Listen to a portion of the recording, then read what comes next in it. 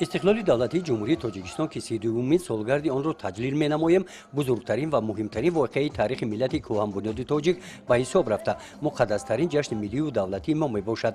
با افتخار این جشن مقدس ملی در تشکیلات مؤسسه و دهات‌های ناحیه واسه همایش‌های عیدانه برگزار کرده شدند. ساکنان مهنتکش دهاتی به نام عبدی‌عوض و این جشن بزرگ ملت را با برگزاری چهاربینی عیدانه فرهنگی استقبال گرفتند. دهاتی به نام عبدی‌عوض در سمت نشاندادهای استحصالی سال روان به نتیجه‌های خوب نائل گردیدند. اهل زحمت خواجگی و دهقانی این دهات در سمت استحصال پخته پیش‌صفان جبهه کشاورزی ناحیه واسه میباشند.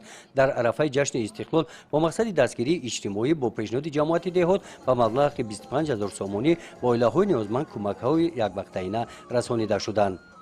با افتخار جشن 32مین سالگرد استقلال دولتی همین گونه چهاربینی با اشتراک اهل کلکتیو آموزگاران ناحیه واسه در سطح بلند دایر کرده شد. با این مناسبت رهبریت شعبه معارفچیان را به این روز مبارک تبریک نمودند. برای سهم ارزنده در ساحه معارف بخشیده به 32مین سالگرد استقلال تاجیکستان یک قطار آموزگاران موفق با سپاسنامه‌های مقامات اجرایی حاکمیت دولتی ناحیه سرفراز گردانیده شدند. چهاربینی‌ها با برنامه عیدانه کنسرتی جمع بست گردیدند.